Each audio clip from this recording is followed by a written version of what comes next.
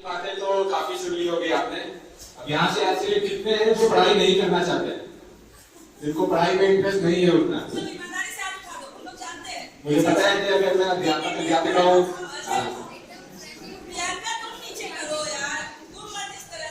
चलिए ठीक है, गुड। और आप में से कितने हैं जो आर्मी ज्वाइन करना चाहते हैं? हाँ, तो वही सारे लोग हाथ उठाए जो पढ़ाई नहीं करना चाहते। चलिए, अच्छी बात है। पहले मैं अपने बारे में बताना चाहूंगा। मैं कैप्टन वेदांत मेहता हूँ।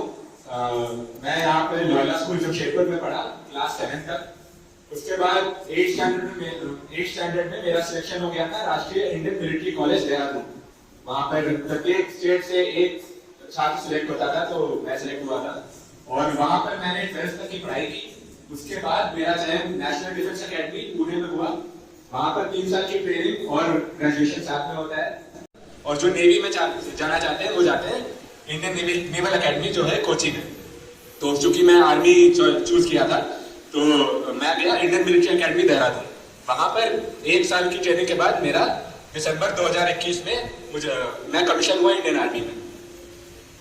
तो भैया ने तो काफी आपको मोटिवेट कर दिया कि कैसे पढ़ाई करनी चाहिए और कितना पढ़ाई करना चाहिए। पर आप में से बहुत लोग ये नहीं जानते कि जैसे सिविल सर्विसेज, इसका तो रोज या बहुत समय जिक्र हो जाता है कि ऐसे ग्रेजुएशन के बाद ये परीक्षा लेनी है। पर बहुत लोग ये नहीं जानते कि आर्मी में कैसे ज्वाइन करना है।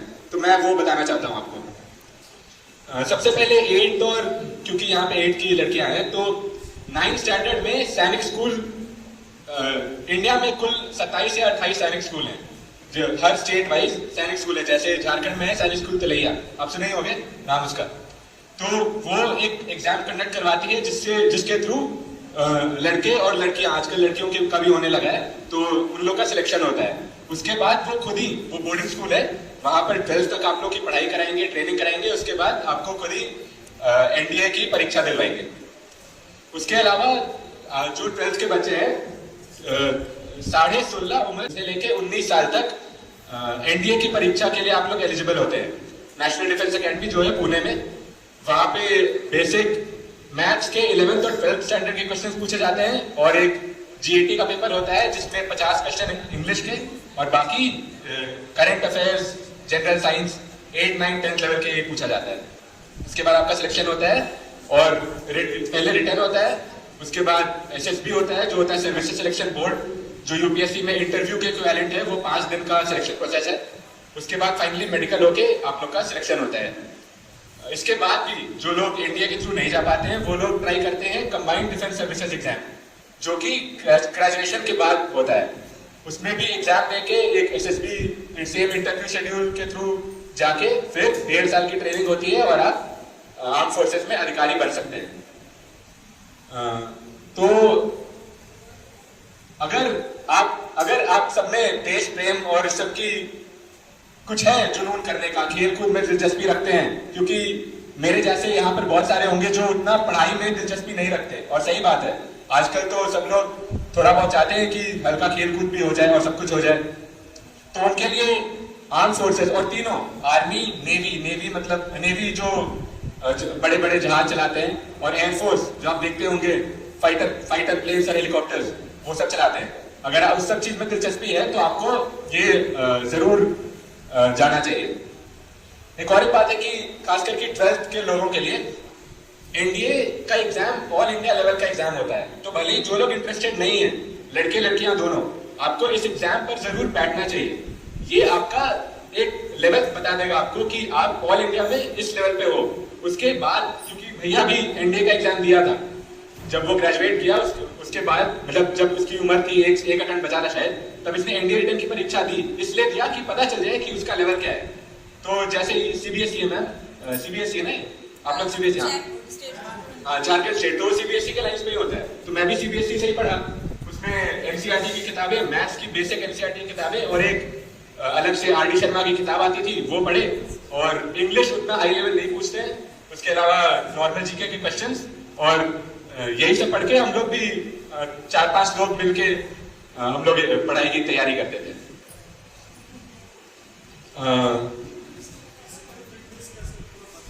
अच्छा हाँ, तो जैसे यहाँ पर तो सब मुझे वैसे फिजिकली फिट ही लग रहा है, तो वैसा कुछ अलग से फिजिकल फिटनेस नहीं रिक्वायर्ड है। नॉर्मल अगर आप 2-3 किलोमीटर भाग दौड़ रहे हैं, हल्का फुल्का 10-12 पुशअप मार ले रहे हैं, तो उतना काफी है आपका सिलेक्शन होने के लिए। उतना भी काफी नहीं, अगर आप नहीं भी कर पा रहे हैं तो उतना भी काफी नहीं है आपका सिलेक्शन होने के लिए। वहां पर जाके आपको बस ऑर्डर फॉलो करना है, फिर तो आप बन ही जाओगे। पर बेसिक है कि आपको जो, और ये साल में 2 बार परीक्षा होती है, तो जो 2 बार परीक्षा होती है उसके लिए आपको जी पूरा अपना जान लगा देना है।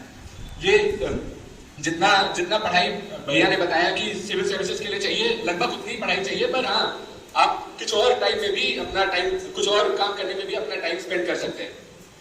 पर इसमें, क्योंकि मैं ये नहीं बोलूंगा कि ये सिविल सर्विसेज के लेवल का है, पर हाँ बेसिक जैसे मैथ्स के क्वेश्चन और इंग्लिश और जीके, ये तो अगर आप रेगुलर 6 से लेकर 9 बजे तक भी पढ़ाई करें तो आप रिटर्न के लिए क्वालिफाई कर लेंगे। और मैं जैसे एक बच्चे ने यहाँ पूछा कि इंटरव्यू में आपसे क्या क्वेश्चन पूछे गए, तो मैं ये बोलूंगा कि आपको स्टेप वाइज जाना चाहिए। अगर आप सीधा सोच लेंगे कि इंटरव्यू के बारे में, मतलब सोचना खराब नहीं है, पर आप ये सोचिए कि पहले मुझे रिटर्न करना है, तो रिटर्न के लिए मुझे क्या क्या चाहिए, उसके बाद मैं आपको बताऊंगा कि इंटरव्यू में क्या पूछा जाता है, उसके बाद मेडिकल। तो ऐसे करके स्टेप वाइज जाइएगा तो आपका चयन काफी आसानी और अच्छे तरीके से हो जाएगा। इसके अलावा अगर किसी का क्वेश्चन है कोई भी, तो मैं सुनना चाहूँगा। मैं आपसे ये क्वेश्चन करना चाहूंगी कि आप आर्मी में हैं या एयरफोर्स में? आर्मी में है, ओके। तो वहाँ जो आपका जॉब का नेचर है, तो आपको वहाँ काम करके कैसा लगता है, क्या फील होता है, क्या अलग लगता है? किसी का भी आर्मी में ज्वाइन करने का सबसे पहला इंटरेस्ट होता है कि मुझे वो यूनिफॉर्म पहनने को मिलेगा। तो हम लोग सबका भी, मेरी जैसे ट्रेनिंग लगभग 8 से 10 साल की हुई, तो 10 साल से मेरा यही सपना था कि हाँ चलो अभी तो मैं ट्रेनिंग कर रहा हूँ। मतलब काफी खराब लगता था हम लोगों की, अरे ये कब खत्म होगा, ये तो हो ही नहीं रहा है, 8 साल हो गए। पर हर 6 महीने पे एक कोर्स होता था जो पास आउट करता था और उनकी परेड होती थी।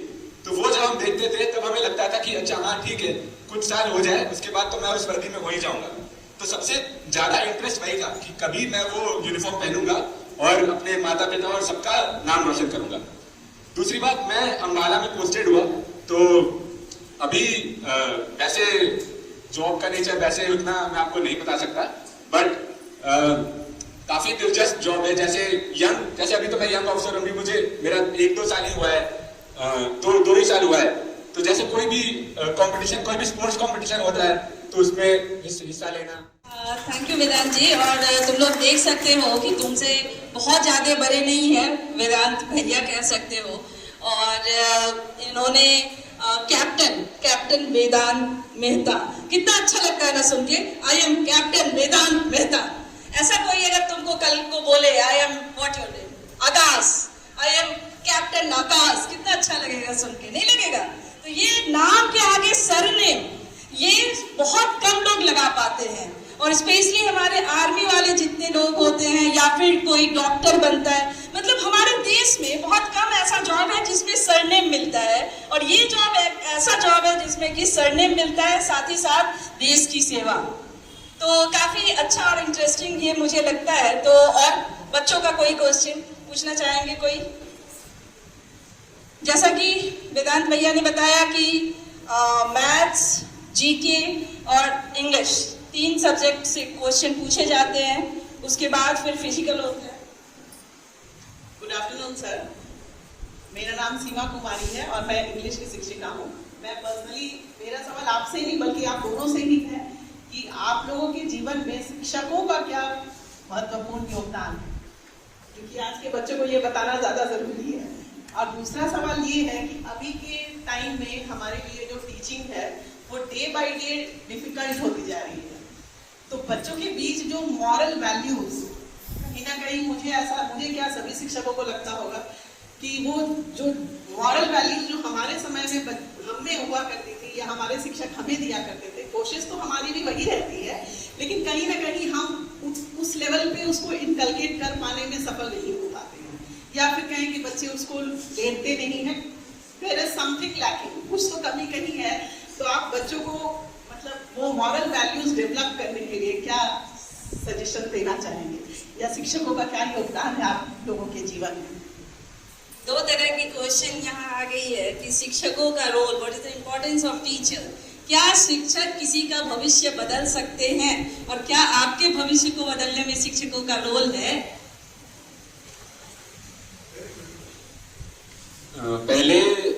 पहला क्वेश्चन आंसर करते हुए, हम लोग, मैं, मेरा भाई, हम दोनों लोयोला स्कूल जमशेदपुर से पढ़े थे। तो कल की ये बात है कि मैं और भैया हम दोनों गए अपने पुराने स्कूल और सारे पुराने टीचर से मिले। तो उन सबके पैर छुए, उनका आशीर्वाद लिए, उनको धन्यवाद किए कि उन्होंने इतना हमें अच्छी टीचिंग दी, जिसके वजह से आज हम जहाँ हैं वहां पर हैं। क्योंकि बेस तो सबसे जरूरी होता है और हम दोनों की शुरुआत वहीं पर हुई थी। तो शिक्षकों का आपके जीवन में बहुत बड़ा रोल है और वो आप सबको समझना चाहिए। एक और एक चीज है कि आप जितना रिस्पेक्ट दोगे जिंदगी में उतना रिस्पेक्ट आपको मिलेगा।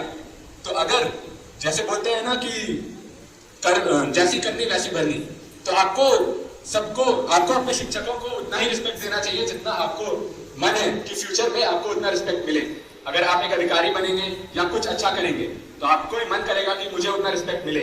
तो उस स्थान पर खड़े होकर सोचिए कि मुझे कैसा मन है कि मेरे साथ व्यवहार हो, वैसा ही रिस्पेक्ट आपको अपने शिक्षकों को देना चाहिए। और दूसरा क्वेश्चन क्या? हाँ, मॉरल वैल्यूज काफी जरूरी है। मैं आर्मी के उसमें तो पता ही है कि आर्मी का उसूल ही है मॉरल वैल्यूज। तो उस आर्मी का क्या, हर इंसान का ही उसूल होना चाहिए मॉरल वैल्यूज। तो अगर आप सच है, अगर आप यहाँ नहीं मैं मॉरल लेक्चर देना चाह रहा हूँ, पर अगर प्रैक्टिकल सेंस में आपको समझाऊं, जो इतने सारे हाथ उठाए थे कि आर्मी ज्वाइन करना चाहते हैं, 5 दिन का एसएसबी का इंटरव्यू होता है आर्मी में, और उस 5 दिन में आपको ऊपर नीचे दाएं बाएं हर जगह से परख लेते हैं। 3 टेस्ट लेते हैं, साइकोलॉजी, इंटरव्यू और एक ग्रुप टास्क होता है। अगर किसी को मन हो तो मैं बाद में समझाऊंगा क्या होता है। बट उस 3 टेस्ट से वो सब समझ लेते हैं आपकी अंदर की बात क्या है, आप कैसा, आप दुनिया को क्या दिखाते हैं और आप असलियत में क्या है। तो मॉरल वैल्यूज बस दिखाने के लिए नहीं, बस आपके अंदर ये आपके अंदर होना चाहिए। अगर आपको किसी भी लेवल में जाना है, सिविल सर्विसेज, IIT, अगर आपको जिंदगी में कुछ भी करना है तो मॉरल वैल्यूज बहुत ही ज्यादा जरूरी है। उसके अलावा अगर भैया तो जहाँ तक बात है शिक्षकों की महत्व की, तो मैं भी वही बताता जो इसने बताया कि कल हम स्कूल गए थे तो हमारे पुराने टीचर से मैं मिला और उसमें से एक टीचर थी जिन्होंने मुझे कभी पढ़ाया भी नहीं था। वो स्टाफ एडमिनिस्ट्रेटर थी, तो वो बैठी रहती थी प्रिंसिपल ऑफिस के बगल में। बट तो उन्होंने कहा कि Ritwik, I am so proud of your success and even तो मैंने कभी पढ़ाया नहीं है, तुम्हें मेरा डायरेक्टली कोई रोल नहीं है, पर पता नहीं क्यों मुझे लग रहा है कि मेरी भी जीत हुई है इसमें थोड़ी सी। तो उस पर मैंने कहा कि मैम आप कंप्लीटली गलत हो जब आप ये कह रहे हो कि आपने कुछ नहीं सिखाया मुझे, आपने कभी क्लास नहीं लिया तो पढ़ाया नहीं है। क्योंकि मुझे याद है जब भी डिबेटिंग का कोई कंपटीशन जीत के मैं वापस आता था तो स्टाफ एडमिनिस्ट्रेटर को रिपोर्ट करना होता था, and she was the staff administrator. तो वो इतना मोटिवेट करती थी कि मतलब घर में बताना कि मैं जीत के आया हूँ, ऑलमोस्ट उतनी खुशी उन्हें बताने में होती थी कि मैम आज मैं जीत के आया। तो वो होता है ना, छोटे छोटे जीत से जो खुशी लोग और लोग में देखो तो लगता है कि यार अच्छा कर रहा हूँ मैं, तो वो उन्होंने बहुत दिया है मुझे। इसके अलावा एक कॉलेज के भी मेरे प्रोफेसर थे, डॉक्टर अरुण त्रिपाठी नाम था सर का, और उनकी एक बात थी कि वो क्लास में हमेशा कहते थे मजे लो या मजे करो, कि जो भी हो मजा आना चाहिए। तुम यूपीएससी कर रहे हो अच्छी बात है, ये करो वो करो, बट मजे करो। एंड किसी भी स्टूडेंट को हमारे बैच में हमारे सीनियर्स को उन्होंने इतना प्रोत्साहित किया था, मतलब हाउ टू लिव लाइफ, मतलब जिंदादिली के साथ जिंदगी जीना और मॉरली राइट होने के साथ अपने सारे कामों को करते रहना, कि उनका बहुत ही मेजर इम्पैक्ट रहा हम सबके बीच। हम सब जो दोस्त थे, सीनियर्स थे, और मतलब अभी भी मुझे मतलब unfortunately he pass away last to last year. But अभी जब मैं कॉलेज गया था आफ्टर सिलेक्शन, तो हम में से कई स्टूडेंट्स हम लोग जो सिलेक्ट हुए थे वो लोग बैठे और इतनी देर तक हमने बात की खाली सर के बारे में, कि मतलब उन्होंने ऐसा किया तब मैंने ऐसा किया। और एक दो सीनियर्स हैं जो तो अपना कंप्लीट मतलब सक्सेस ही उनको एट्रीब्यूट करते हैं अगर उन्हें मौका मिले तो, कि अगर सर नहीं होते तो आज मैं सिविल सर्वेंट नहीं होता। तो टीचर्स का बहुत ही मेजर ये होता है, आपको पता नहीं चलेगा। कभी कभी कुछ ऐसे टीचर्स होते हैं आप अपने पूरे स्कूल लाइफ हेट करते रह जाते हो, यार ये टीचर बहुत परेशान करता है मुझे, बट जब कुछ हो जाता है तो याद आता है कि यार उसी टीचर ने कुछ कहा था जिसके वजह से मैंने ये किया, जिसकी वजह से ऐसा हुआ। तो उन चीज़ों को हमेशा पॉजिटिवली लेना है, किसी भी चाहे वो डांट हो या कोई समझाने की चीज़ हो, उसको उसी स्पिरिट में लेना है जिस स्पिरिट में टीचर ने आपको कहा है।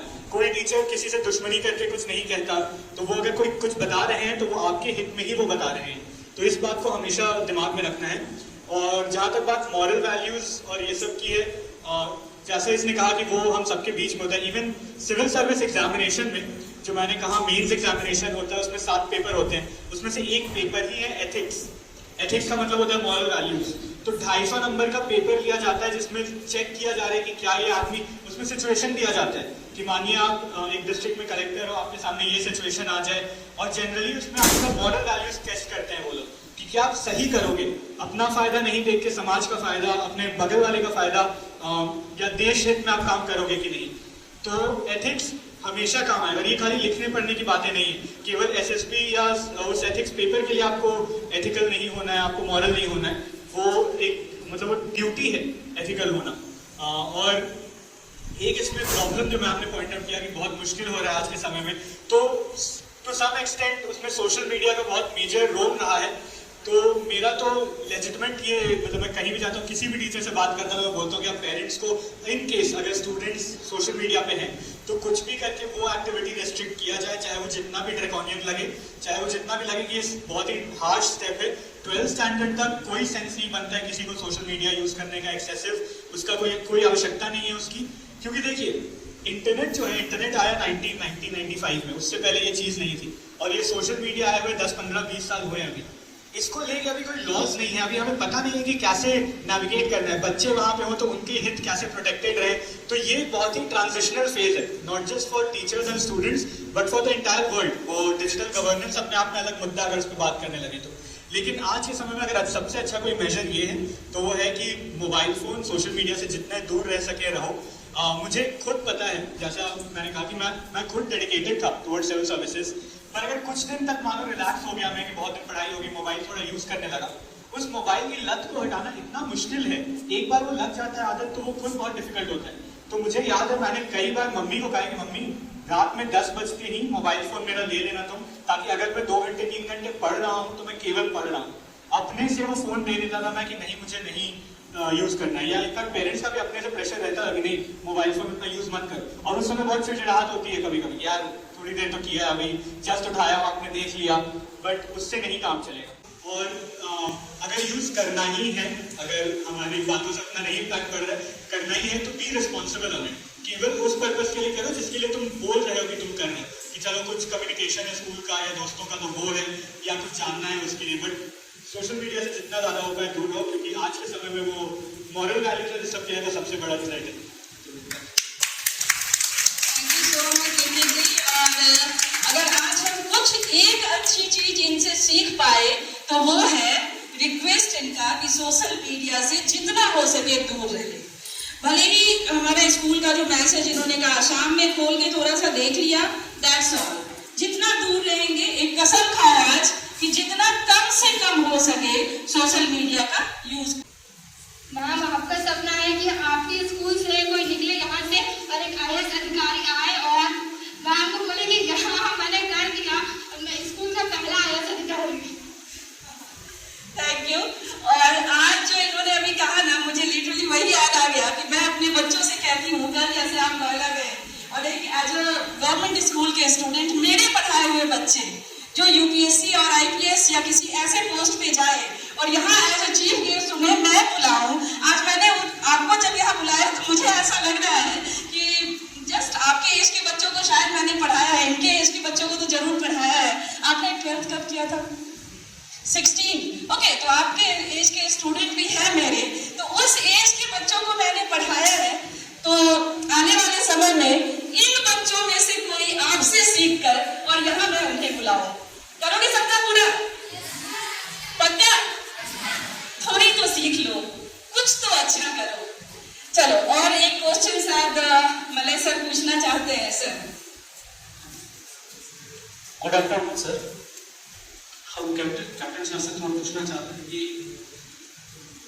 अभी जब एयरप्लेन नेवी और एयरफोर्स में जो रिक्रूटमेंट होता है वो शायद अग्निवीर से होता है, अग्निवीर।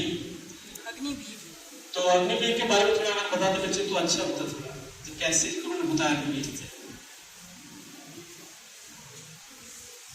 सर अग्निवीर के बारे में जानना चाह रहे हैं वेदांत। आर्मी में 3 क्लास के अफसर होते हैं, 3 क्लास के अधिकारी होते हैं। सबसे पहले होते हैं अन्य अधिकारी, जिसको बोलते हैं OR, ऑर्डिनरी रैंक। दूसरे होते हैं जूनियर कमीशन ऑफिसर, जो नायब सूबेदार ये लोग होते हैं। वो ऑर्डिनरी रैंक से ही नायक हवलदार से होते हुए बनते हैं वो लोग। फिर तीसरे होते हैं अधिकारी अफसर, जो मैं हूँ, जो शुरू होता है लेफ्टिनेंट से। जो अग्निवीर वाला कंसेप्ट है वो अन्य पद वाले लोगों के लिए है, जो कि जो जैसे जवान की खुली भर्ती नहीं होती, खुली भर्ती शुरू हो गया आप लोग, जो 1.5 किलोमीटर की दौड़ लगाते हैं 5 मिनट में, वो वाला रिक्रूटमेंट होता है। उसमें अगर आप सिलेक्ट हो गए, फिर फिजिकल पास कर लिया, मेडिकल पास कर लिया, रिटर्न भी होता है शायद आजकल, तो उसके बाद आपका आजकल अग्निवीर में सिलेक्शन होता है। लेकिन आपका रिक्रूटमेंट उसमें अफसर के पद पे नहीं होगा, आप शुरू करोगे सिपाही से, समझ रहे हो? सिपाही, फिर आप एक कैटेगरी हो गया सिपाही, एक कैटेगरी हो गया अधिकारी। तो एनडीए और सीडीएस के थ्रू जो जाते हैं वो बनते हैं अधिकारी अफसर, जो कमांड करते हैं सिपाहियों, और अग्निवीर हो गए सिपाही। ये है 2 डिफरेंस। और आजकल बस अग्निवीर वाला है सिस्टम, अगर आपको जानना है तो उसका भी नॉर्मल रिक्रूटमेंट होता है, 1.5 किलोमीटर 1.6 किलोमीटर होता है 5 मिनट में। यहाँ पे भी एक रिक्रूटमेंट ऑफिस है, मैं पता लगाऊंगा है कैसे। वो लोग ये एक छोटा सा रिटन टेस्ट होता है, एक दौड़ होता है और मेडिकल एग्जामिनेशन होता है। इसके बाद अगर आप सिलेक्ट हो गए तो 4 साल के लिए आप लोग अग्निवीर स्कीम के थ्रू सिपाही बनोगे। उसके बाद अगर आपको सक्षम पाया गया, यूनिट जो जिस भी यूनिट में आप जाओगे वो लोग आपको ग्रेडिंग देंगे, आपका सिलेक्शन अगर हुआ तब आप पक्का रिटेन हो जाओगे। बट आप अन्य पद या फिर ऑर्डिनरी रैंक में रहोगे, आप अफसर नहीं बनोगे। अफसर बनने के लिए या तो एनडीए नहीं तो सीडीएस के थ्रू ही जाना है।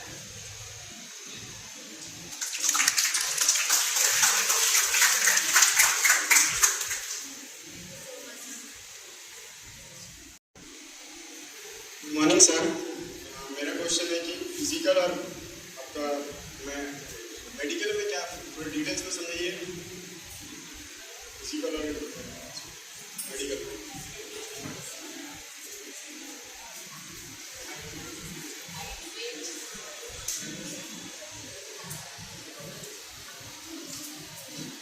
आप जानना चाहते हो कि आप मेडिकली फिट हो कि नहीं, तो मैं बता दूं कि यहाँ बैठे सारे लड़के लड़कियां आप सारे मेडिकली फिट हो, क्योंकि मिनिमम हाइट है उसका 155 और लड़कियों के लिए शायद और कमी है।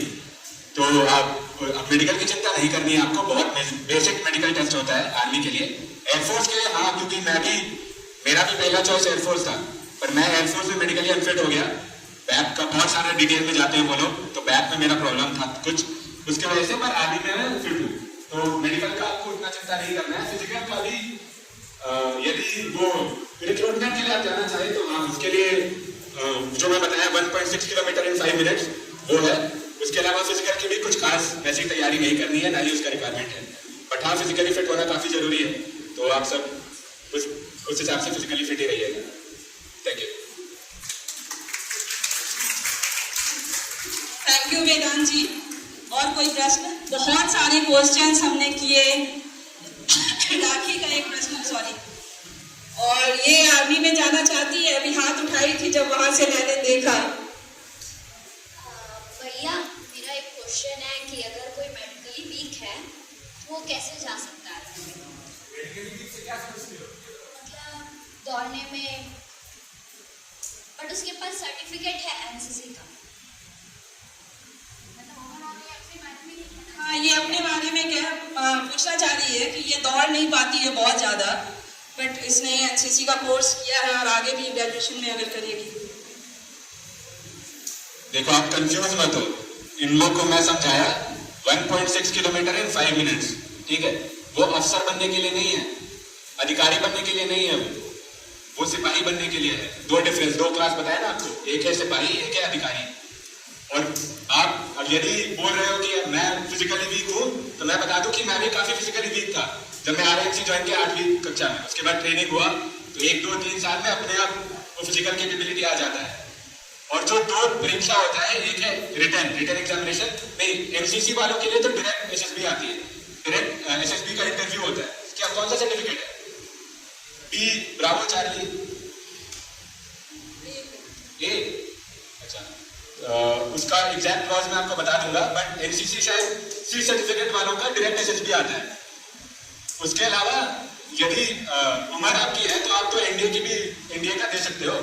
एनडीए का भी काफी आपके पास मुझे लगता है 4 अटेम्प्ट होगा, क्योंकि 19 साल तक टाइम है आपके पास, तो आप 4 अटेम्प्ट दो, हर 6 महीने में अटेम्प्ट होता है। इसका सिविल सर्विसेज जैसा नहीं है, कोई और आईआईटी जैसा नहीं है कि हर साल में एक अटेम्प्ट होगा, हर 6 महीने एक अटेम्प्ट होगा, तो वो आप दे सकते हैं। और कोई फिजिकल टेस्ट नहीं होता है, जो इंटरव्यू होता है उसमें कोई फिजिकल टेस्ट नहीं होता है। वो नहीं देखना चाहते हैं कि आप फिजिकली कितना स्ट्रांग हो, कि आप 2 किलोमीटर भाग ले रहे हो 9 मिनट में, वो ये नहीं चाहते। वो ये चाहते हैं कि आप बस मेंटली स्ट्रांग हो, आप आदेश फॉलो कर सकते हो, आप आदेश पास कर सकते हो, बस इतना रिक्वायरमेंट है, और आपका कॉन्फिडेंस अच्छा है। अगर ये 3 चीज आप इंटरव्यू में दिखा दिए तो आपका सिलेक्शन हो जाएगा। इसके अलावा फिजिकल का अलग से कोई रिक्वायरमेंट या टेस्ट नहीं होता। मतलब ऐसा नहीं है कि फिजिकली वीक हो तो आप ऑफिसर नहीं बन सकते। ऑफिसर बनने के लिए, एनडीए एग्जाम देने के लिए आपका दौड़ना 2 किलोमीटर जरूरी नहीं है। आप रिटन एग्जाम निकालो, कॉन्फिडेंटली निकालो, और कॉन्फिडेंस लेवल हाई होना चाहिए।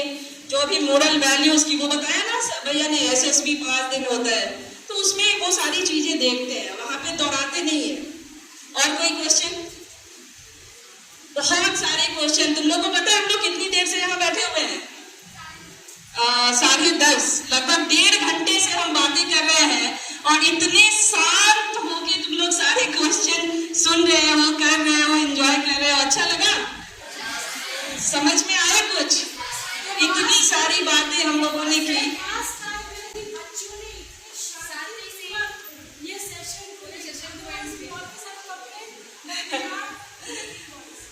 शांत रहो, शांत रहो, शांत रहो। अपने लिए 3 ताली, गो।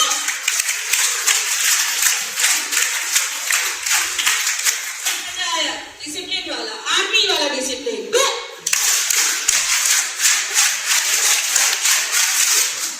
थैंक यू, और बहुत अच्छा लगा, रियली बहुत अच्छा लगा, थैंक यू। सबसे पहले तो तुम लोग को पता है, तुम लोग जो बुक लेते हो स्पर्धा प्रकाशन, वो भैया के पापा का है, तो वो पापा चलाते हैं एक्चुअली। और तुम लोग में से कितने लोग गए थे वहाँ देखने? गए थे? ओके, 10th क्लास गया था, क्लास 10 जो पास आउट हुआ था वो लोग गए थे।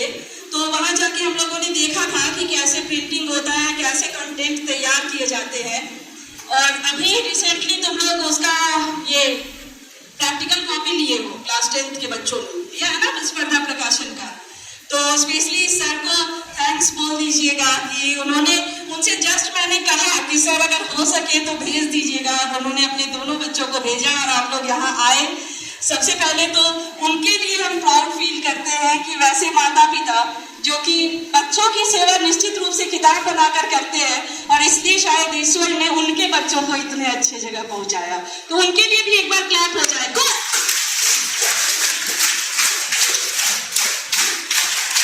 तो ये था हमारे अजय सर के लिए क्लैप। ये क्लैप उन तक पहुंचा दीजिएगा।